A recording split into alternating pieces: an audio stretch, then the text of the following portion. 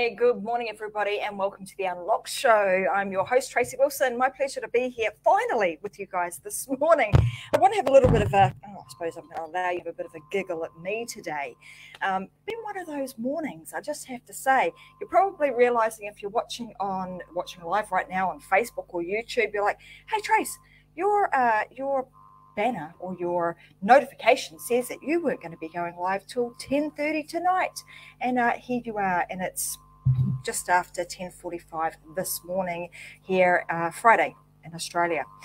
Anyway, bit of a story, bit of a whirlwind morning I've had. Don't know if I'm Arthur or Martha today. It's like I said, it's been one of those days, and I wonder whether it's got something to do with all these long weekends that we've been having here in Australia. We've got 3 kind of long weekends in a row, all back to back, and it just really throws you out with what the heck day it is and what time it is. So anyhow, I'm grateful to be here with you guys finally. Got the time right anyway, managed to get myself to go live. And today I want to talk about personal branded websites and whether or not you actually need one or why you actually need one. And this conversation was actually stimulated because I was having a chat with somebody else who contacted me yesterday about her websites and what she was doing with her business, etc. And one of the questions I asked her was, do you have your own personal branded website? And she said, no, I don't, but should I? So that kind of gave me the idea for today's show. Also, when I was thinking about some of the stuff that's been going on kind of from a social media standpoint, and with Elon Musk now buying Twitter, and the rumors that have been going around that, hey, Elon has purchased Twitter, and he's going to shut it down. That, is also one of those things that hopefully for you guys, it's been making you think about the danger in having all of our information or having a really heavy reliance on these platforms to be able to market ourselves, give ourselves, a presence and create our influence and authority, building upon those particular platforms. So I want you to think about this. If you don't have your own personal branded website, because most people would say, why do I even need it, right? Because I've got Twitter, I've got LinkedIn, I've got Facebook, I've got Instagram, I've got TikTok, I've got all these different social media platforms. Surely people can find me there. Why the heck do I need to have my own personal branded website? Well, if you just think about that statement that I just mentioned a little bit earlier about Elon Musk purchasing Twitter, and the fact that he actually does have, whether he's going to shut Twitter down or he's going to keep it alive, doesn't really matter. The fact is he has the power to be able to do that. Now, what if that actually happened across a whole bunch of different social media platforms? So you've spent a whole lot of sweat, tears, time, building out your profiles on various different platforms, only to find that they're now purchased by somebody else, and boom, in one fell swoop, that Thanos, that we've heard of. That's something that one of my mentors used to talk about, Thanos coming along and just kind of sweeping the legs out from under you, and all of a sudden what you've worked so hard for to build your profile and what have you is now gone. That is an absolute reality, and it could happen. So that leads me to the very first reason that you should actually create your own personal branded website, because then who's in control of that? Not Elon Musk, not somebody else who owns Facebook or Instagram or any of those platforms. You do. You would then own it, and you can do with it what you like. You can be the person that decides to shut it down or keep it going or pivot or do whatever you want with it. The other reason that I think it's really important for you to consider building a website of your own is you want to think about it as being like your central hub. And when I think about me doing shows like this, Unlocked with Tracy Wilson, most people actually go and start Googling me. They will go and look for Tracy M. Wilson. And when they do that, what's going to happen? My personal branded website's going to come up because they're going to want to find out more about me. So more than likely, people will remember your name. They won't necessarily always remember the name of your business. So at least that gives you, the opportunity to be able to have more of a relationship with someone because they've taken the time to actually Google you and get to your website, and then they can then explore more about what you do. The third reason that I think is really important here, and a lot of people again would think, why do I need a personal branded website when I've got my own business websites? And I'm on that, I'm on the about page, I'm on the founders page, the owner, etc., etc. Well, depending on the reasons why you started that business or what your intentions are with that business further down the track. So let's say you build it up to a certain point and now you want to sell it. So you sell that business and all of a sudden, again, that platform that you've spent a whole lot of time building up, that website that's centered around your business is now being sold to somebody else. And you no longer have that following.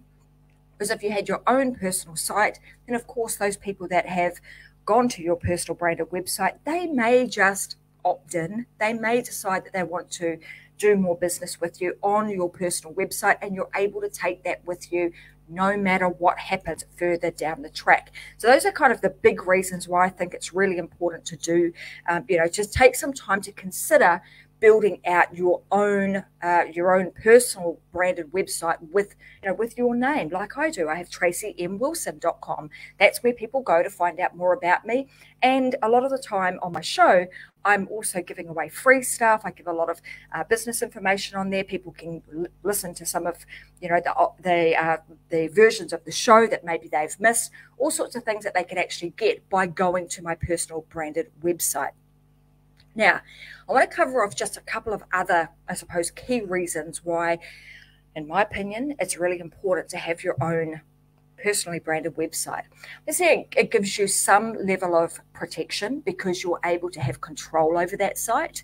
It also enables you to stand out from the crowd. So not everybody has their own personal website, right? Almost everybody has a Facebook page, but very few actually take the time to create their own personal site. So, it's really going to help you to stand out from the crowd, enable you to be maybe seen and can be able to be competitive with some other people in your market, and it legitimizes what it is that you do. Like people will say, oh, wow, they must be legit. They've got a website, so it really does help to elevate your status in that manner. It also is going to provide you with some form of global reach, just like you have with your social media. But like I said, this is global reach and a site that you actually own. You have total control over it. And it enables you to build connections with other like-minded people. So again, I'm just going to use my personal branded website as a bit of an example. But if you go there, you'll see that I have an opportunity for people to be able to opt in to some of the things that I share. They want business advice or information about how to create their own show or their own online program, or even, excuse me, some information about how to publish their own book. You can go there and get that kind of information on my website. Equally, you can, go there and you could ask to be a guest or apply to be a guest on the Unlock show. So there's all sorts of ways that I enable people to be able to communicate and continue to have a relationship with me through my website. And all the while, as that's happening, obviously I'm building my database. If I ever sold any one of my other businesses or my other brands, this particular website, my personal branded one, is not impacted. And it's unique. Nobody else can go and purchase tracymwilson.com now. Why? Because I've got it. I own that domain. And I would encourage you to go and purchase your own, your own name as a domain so that you too are able to create your own website. So what are some of the steps? So as you guys know, particularly on a Friday, I like to make sure that I give you really actionable things that you can do. So if you're sitting back now thinking, gosh, yeah, I would like to do that. I would like to be able to position myself as an expert. I would like to be able to give myself that sense of security because I own my own site and I actually own the domain with my own name.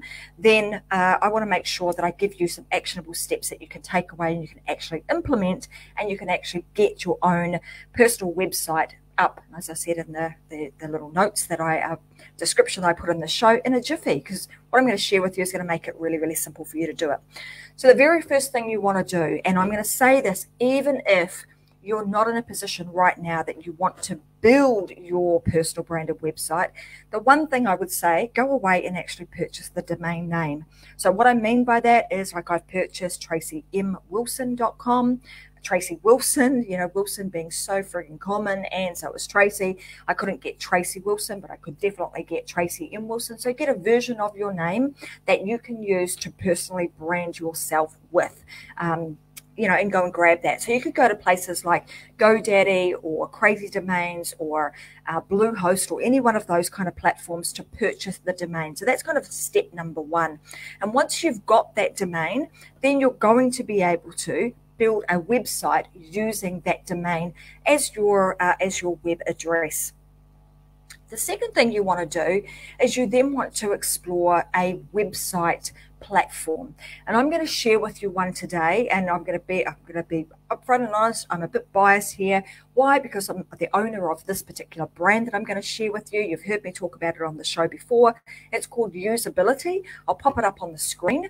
And while I mention this, I'm going to let you guys know that because you are listeners of the Unlocked Show, you can also use the code Unlocked, and it will give you a 14-day free trial. Let me just pop this up here. Give you a 14-day free trial, and it will also give you 10% off if you decide to use the platform long term. So head on over to Usability, Usability.com, and you'll be able to start creating your own personal branded website.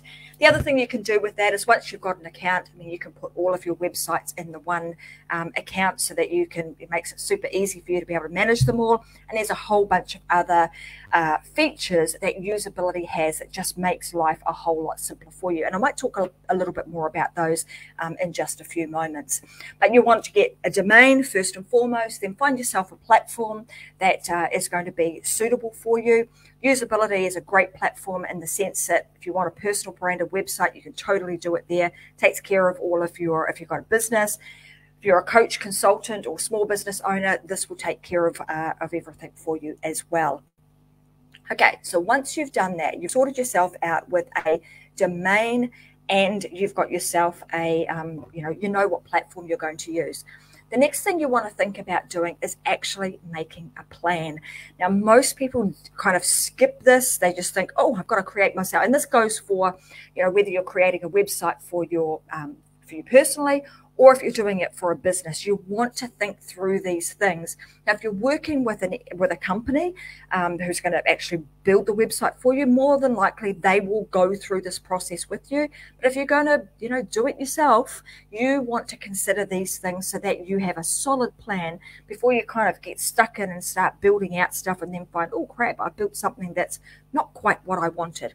So the very first thing you want to do is create yourself a plan. So just create yourself a website map. And this is kind of like the starting point to help you create, we will call it the site map.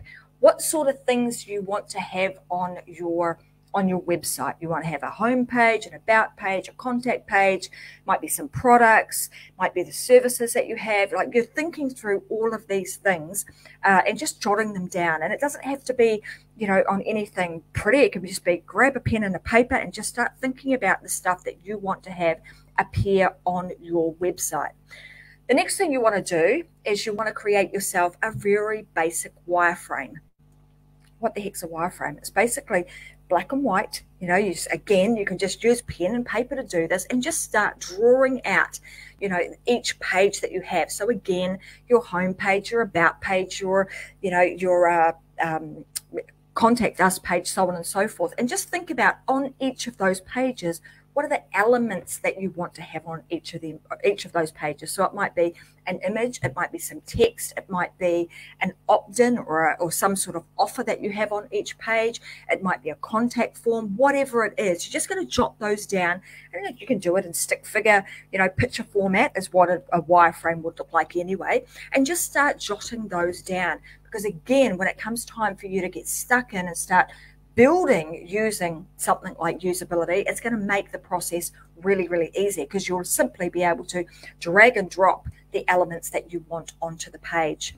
And the last thing, or the third thing you want to think about in the planning phase, is the creative brief. what is it that you actually want this website to do? What is your intention with it? What are you hoping to achieve from it? What does success look like with it? Some of those things, what is the message that you want to get across? What do your visuals look like? Do you have a logo? And I would recommend go get yourself a personal logo. And again, it doesn't have to be anything fancy. It could be something that you made inside of Canva, for example, just, with some cursive writing. That would be sufficient for you to be able to create a website with your own name. So you want to put all of these things, just jot them all down, get them out of your head, get them into some form of document. And that way, again, when it comes time to actually build it, all right, then we get to the point of, okay, what am I going to do now? Now that I've kind of thought through what I want and I know my intention of my website, I know what I view, or you just copy in the information that you want into the template that has already been created for you. So it makes it really, really simple, but you'll figure that out when you get in there and you do your 14-day free trial. You'll see how simple it is. But what are some of the things that you need to think about when you're creating your website? Well, the first is your website on a show previously, but search engine optimization definitely is something you want to consider, and that fits into the category of copywriting. A really pretty templated website and turn it really ugly by their choice of graphic design. So again, it does pay to just get a little bit of help. If that's not your forte, if you're not very good at the graphic design side of things, again, I would encourage you to find somebody that can help you with that. And you can do that relatively cheaply, using places like Fiverr and the like. So, you can get some help there. The second is the development. So it's the technical side of things, like the person that can actually get in there and build the website for you. Now, again, it isn't really that hard, but there's a little bit of a learning curve, and you need to obviously, be signed up mentally that you are going to embark on this process of learning how to create your own website. And I applaud you if you do. I think it's the best thing to do. Why? Because then you know exactly how it works. You can make any changes that you need. You're not going to be held to ransom by somebody else, having to pay, sometimes some extra astronomical kind of fees for them to create your website for you. Doing it yourself, I'm totally for that, and I love to support people that are willing to get in there and give it a go. So yeah, the development. And if you want some help, the team at Usability are fantastic. They will also be able to help you to develop out your personal or business branded website if that's what you choose to do.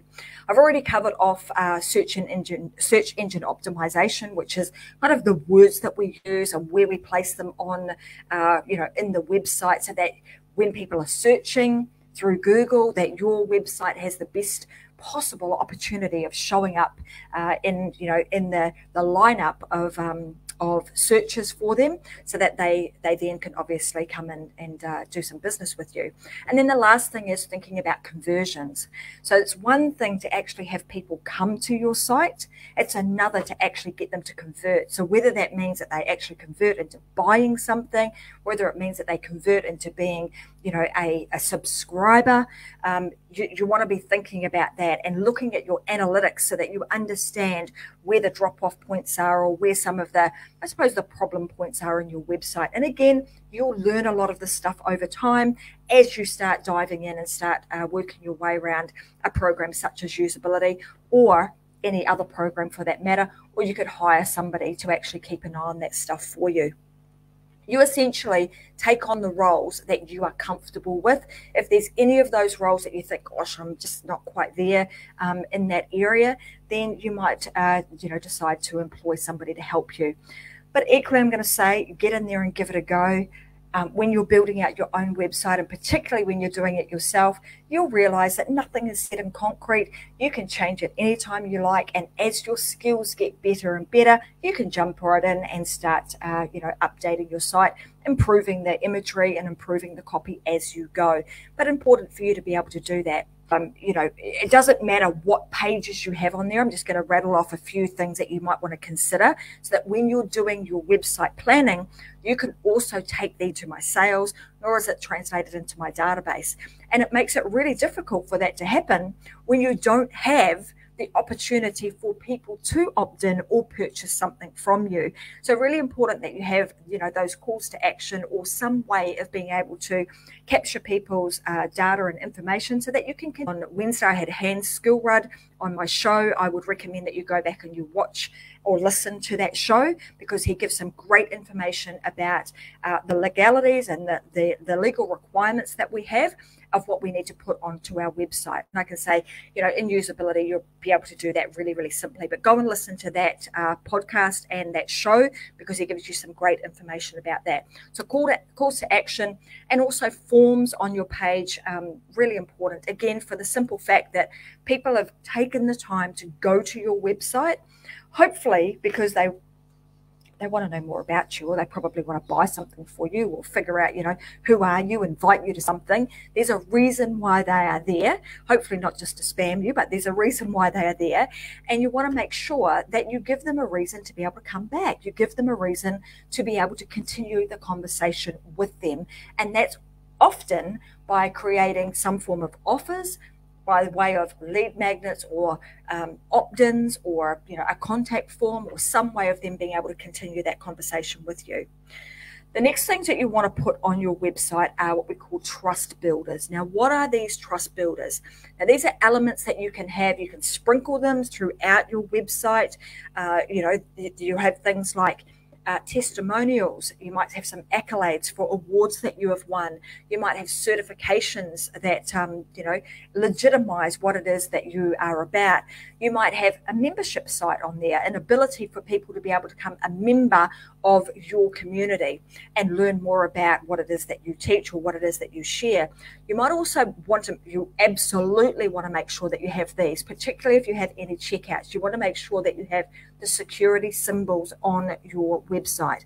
People want to know that they can trust that you are legitimate and that their information is safe with you. So just making sure that you have all of those, all of the security features enabled on your site. Ratings and reviews, privacy statements, as I've just mentioned, and also guarantees. All of those things are all what we call trust builders. And then there's some other things that are really useful. Blog that I've written in with that particular subject matter, any show that I've done, etc., etc. So it just makes it easy for people to be able to find things. Again, an example of this, looking at this person's website yesterday, they had an amazing, there was one big ticket item that they get asked about all the time. And I was like, oh, let me see if I can find it. Well, I'm scrolling, and I couldn't find it, right? It was buried deep in the store. So just making sure that whatever, if you've got some, items that are hot sellers, you want to bring them, clicking a button is fantastic. And then also making sure that you utilize, the space that you have in your footer of your website to give any other, important information. So those are some of the things that I would consider having on your website. Is that it's a fairly broad list? Is there more? Yes. And if you wanted to, explore that even further, we absolutely can. And you can just organise a time to have a chat with one of the team at Usability, and they'll help you work your way through what your website should have on it and help you get started with usability really, really quickly. Okay, I mentioned a little in that spiel of all the things that you should consider having on your website. And a lot of these things kind of cross over in both personal and business, right? Why? Because your intention will be to grow your database, is to enable you to be able to continue to have conversations with people. Offer. So on your personal branded website, what are the things that you stand for? What are some of the things that people ask you about on the regular? Consider creating, whether it's an ebook, whether it's some sort of freebie giveaway, a worksheet, a workbook, a video, a webinar, a toolkit, an assessment, whatever the case may be. Create something like that. Again, that's going to give them some value in exchange for their email and their name and email, so that you can start growing your database and, like I said, continue that relationship with them. But there's all sorts of different ways that you can create your lead magnets or your opt-ins that will make it easy for you to be able to grow your database, but equally, more importantly, for you to be able to, can I want to do this today? Is it a today thing? Do I want to do it next week or even next year? At least you've secured that website address for you. Now, let me tell you a little bit more about usability. If you decide you want to go down that path and you want to create yourself a free trial, what will that enable you to do? I mentioned right at the beginning that usability